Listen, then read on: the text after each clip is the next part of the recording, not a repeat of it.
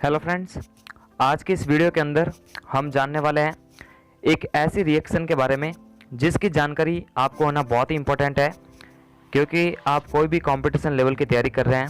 अगर इसकी आपको परिभाषा आएगी, इसकी नॉलेज आएगी, या फिर आप क्लास 10th के विद्यार्थी हैं तो भी ये वीडियो आपके काम का है। तो इस वीडियो के अंदर पढ़ने वाले हैं रेडॉक्स अभिक्रिया किसे कहते हैं। बहुत इंपॉर्टेंट चीज़ है, इसे अपन इग्नोर नहीं कर सकते। तो देखिए, रेडॉक्स अभिक्रिया किसे कहते हैं, इसकी पूरी परिभाषा जानते हैं। तो मैं आपको बताना चाहता हूँ कि रेडॉक्स अभिक्रिया क्या होती है। ठीक है, बहुत ही सिंपल है। पहले इसका थोड़ा सा बेसिक समझते हैं, उसके बाद में इस परिभाषा पर ध्यान हमारा होना चाहिए।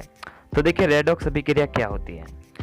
वह अभिक्रिया जिसमें ऑक्सीकरण यानी ऑक्सीडेशन एवं अपचयन यानी रिडक्शन दोनों साथ साथ होती है, उसे अपन रेडॉक्स या रेडॉक्स, देखिए रेडॉक्स और रेडॉक्स एक ही बात है, इस प्रकार की अभिक्रिया कहलाती है।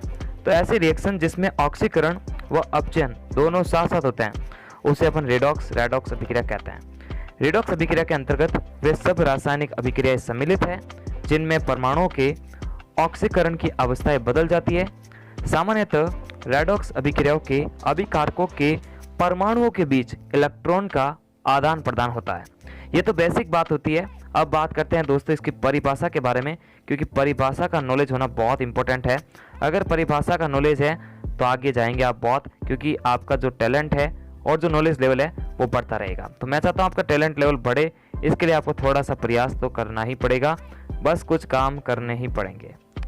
तो बहुत सिंपल है दोस्तों इसकी परिभाषा। मैं थोड़ा इसका स्क्रीनशॉट वापस एक बार अपडेट कर देता हूँ। ठीक है, हो गया, 1 मिनट दोस्तों, 1 मिनट, ठीक है, हो जाएगा, हो गया। चलो, तो क्या हो सकती है इसकी अभिक्रिया और क्या हो सकती है इसकी परिभाषा।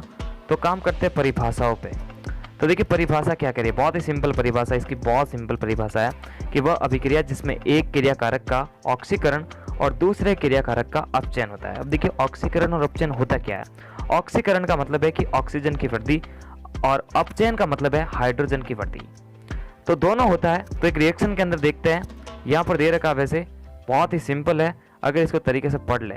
उदाहरण के लिए आप देख सकते हैं, जब कॉपर सल्फेट को जिंक के साथ में अभिक्रिया करवाते हैं तो जिंक जो है कॉपर को विस्थापित कर देता है, क्योंकि जिंक की जो अभिक्रियाशीलता है वो कॉपर के मुकाबले ज़्यादा है, इसलिए कॉपर के स्थान पर जिंक आ सकता है। तो जिंक सल्फेट बन रहा है, कॉपर बन रहा है। ठीक है, यहाँ जिंक तथा जिंक सल्फेट का ऑक्सीकरण हो रहा है, क्योंकि देखो जिंक के साथ में ऑक्सीजन जुड़ गया, इसलिए यहाँ पर इसका ऑक्सीजन हुआ है।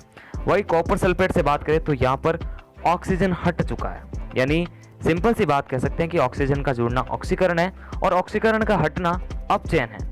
तो दोनों एक चीज ही बात है, थोड़े से एक दूसरे के उल्टे हैं और दोनों ही रिएक्शन साथ साथ में हो रही है। ऑक्सीकरण भी हो रहा है, अपचयन भी हो रहा है। एक और उदाहरण देख सकते हैं कि जब फेरिक ऑक्साइड को अपन कॉपर के साथ में अभिक्रिया करवाते हैं, सॉरी CO कोबाल्ट के साथ में, तो देखिए कोबाल्ट के आप देख सकते हैं कि फेरिक जो है पूरा ही विस्थापित हो जाता है और CO2 गैस बाहर आती है। तो देखो, आप खुद सोचो, फेरिक ऑक्साइड से ऑक्सीजन निकल रही है, जब ऑक्सीकरण हटता है मतलब जिसमें ऑक्सीजन हट जाती है उसमें अपचयन हो जाता है। तो इसका देखिए फेरिक का अपचयन हो रहा है। वही दोस्तों बात करें कोबाल्ट का, तो यहाँ पर CO2 बन रहा है, तो ऑक्सीजन जुड़ रहा है। ठीक है ना, ऑक्सीजन जुड़ रहा है, तो वहां पर देख सकते हैं आप कि इसका ऑक्सीकरण हो रहा है।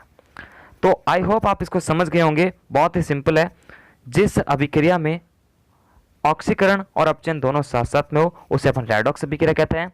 ऑक्सीजन का हटना अपचयन है, ऑक्सीजन का जुड़ना ऑक्सीकरण है। उसी प्रकार हाइड्रोजन का जुड़ना अपचयन है, हाइड्रोजन का हटना उपचयन है। उसी प्रकार एक और बोल सकते हैं, यदि प्लस आवेश के अंदर वृद्धि है तो अपचयन हो रहा है, माइनस आवेश के अंदर वृद्धि है तो ऑक्सीकरण हो रहा है, क्योंकि ओक पर चार्ज जो है माइनस का है, यानी ऑक्सीजन पे चार्ज माइनस का है, हाइड्रोजन पर प्लस का चार्ज है। तो दोस्तों नमस्कार, थैंक्स फॉर वॉचिंग। इसी प्रकार की नॉलेज की वीडियो देखने के लिए आप चैनल को सब्सक्राइब करें, साथ ही 10th तक की साइंस और मैथ भी हमारे चैनल पर अवेलेबल है। चैनल को सब्सक्राइब करें, सपोर्ट करें। थैंक यू दोस्तों।